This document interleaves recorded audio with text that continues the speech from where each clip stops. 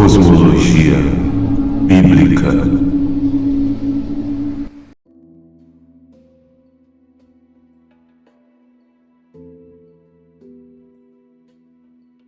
Shalom a todos, sejam muito bem-vindos ao canal Cosmologia Bíblica.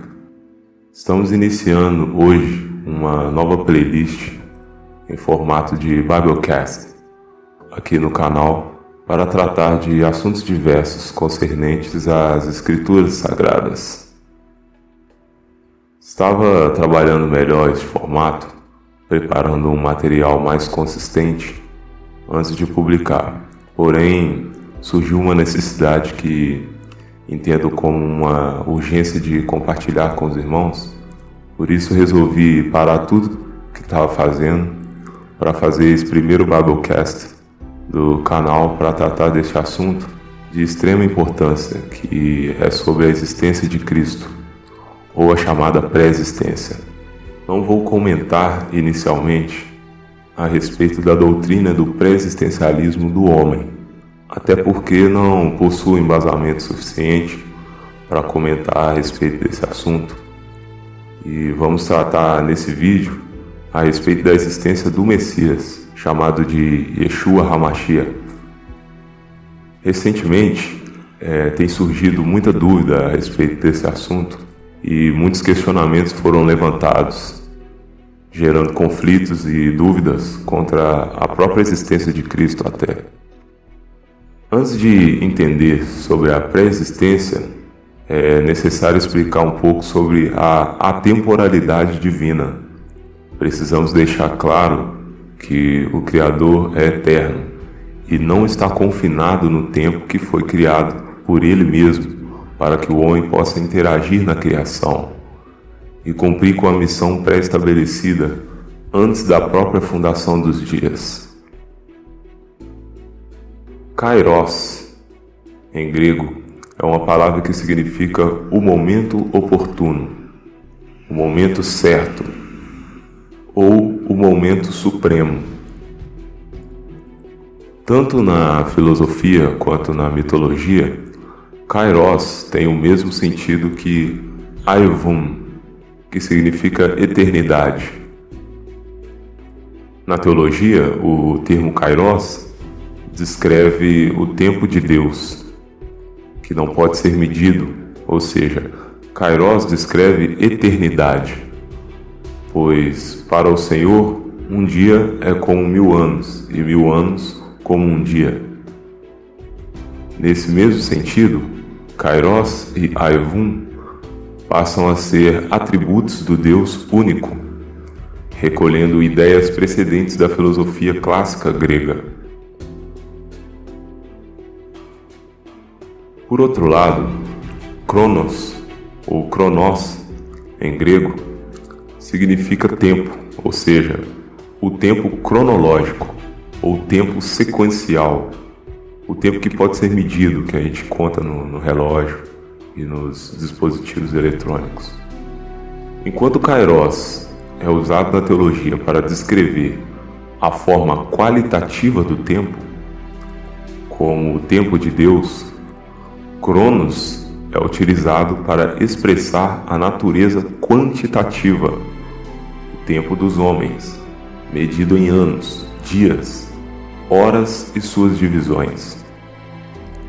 O tempo Kairos é aquele que não cabe na compreensão humana, pois seria o conceito de eternidade, onde um dia é 1000 e 1000 é 1. Já o tempo Cronos foi criado, e a própria Bíblia nos mostra isso. Em Gênesis 1:14, Deus cria os luminares fixos no firmamento e estabelece ali o dia e a noite, colocando o que chamamos de Sol para governar o dia e Lua para governar a noite.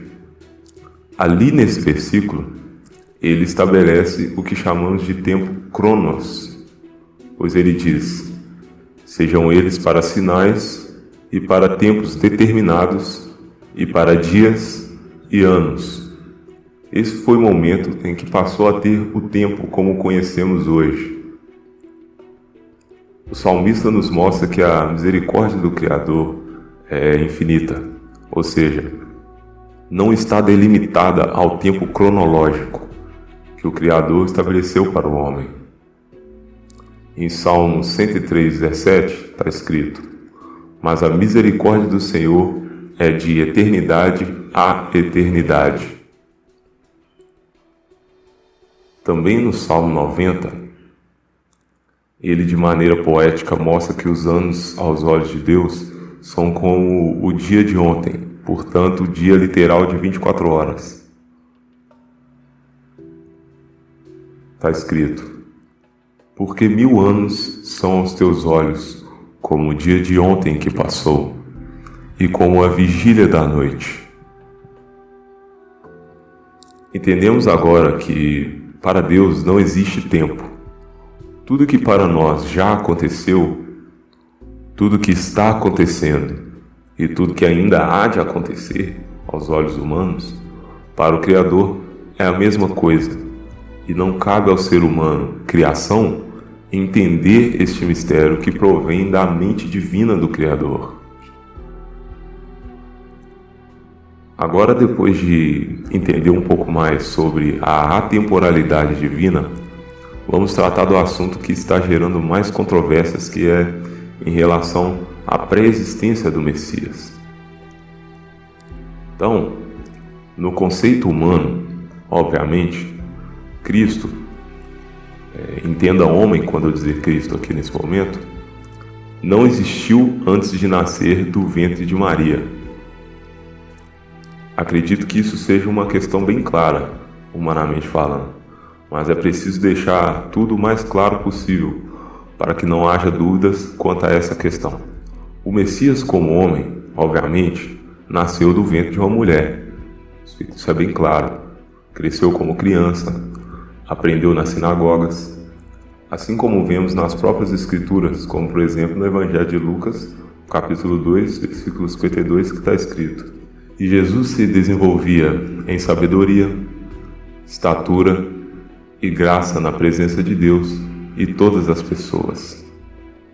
Este fato é claro, objetivo, óbvio e de certa forma bem fácil de ser compreendido, mas a questão aqui não é essa. Antes de falar diretamente da pré-existência, precisamos entender o conceito teológico da teofania para compreender essa questão divina.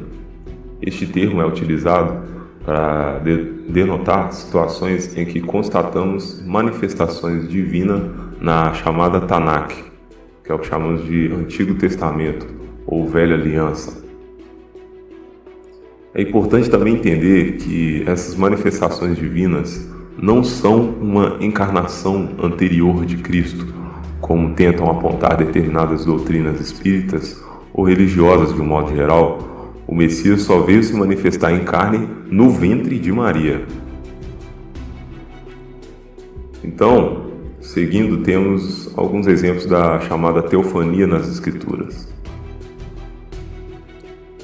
Mesmo sabendo que as Escrituras recebem diversas adaptações nas traduções, trazendo muitas vezes entendimentos equivocados do real conceito, é possível verificar diversas manifestações divinas no Velho Testamento. Em Êxodo 3, versículo 2, é usada a palavra Malak, do hebraico, para definir o anjo do Criador que apareceu a Moisés. No primeiro exemplo, ele mesmo recebeu a ordem de sair da tenda e subir o Sinai para presenciar o milagre da teofania de Deus, descrita no capítulo 33, denotando o segundo exemplo. Salomão presencia o fato dentro do templo, quando uma nuvem enche o templo e os sacerdotes não conseguem ficar de pé. Elias, no Monte Horebe, recebe o que o texto original chama de a palavra Yahweh, que é o tetragrama Yod-Hei Vav-Hei. O termo aqui usado é o mesmo para o verbo vivo, usado em João 1, ou seja, o verbo vivo, a palavra de Deus, visitou Elias na caverna antes de uma série de acontecimentos catastróficos que ocorreram enquanto Elias estava em uma espécie de depressão. Além destes, em outros eventos ocorreram a chamada teofania, mas na Nova Aliança, Cristo, no chamado Monte da Transfiguração, se revelou a 3 dos discípulos, e juntamente com ele apareceram Elias e Moisés, dos quais ele já havia se revelado anteriormente na história humana. Ali, da mesma forma como ele se mostrou aos profetas na Antiga Aliança, agora ele se transfigura e se mostra de maneira maravilhosa, revelando sua forma divina aos discípulos ali presentes.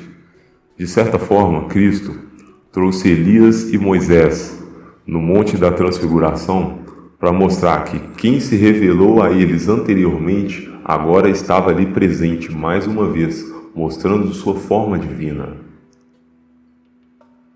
Vejamos agora alguns versículos que comprovam a existência de Cristo na eternidade. Agora, quando eu disser Cristo, entenda como sendo Deus, pois Ele é o próprio Deus manifestado em glória. Assim como Ele mesmo disse, eu e o Pai somos um. João 6,38 está escrito, pois eu desci do céu, não para fazer a minha própria vontade, mas a vontade daquele que me enviou. Aqui o Messias diz que ele desceu do céu.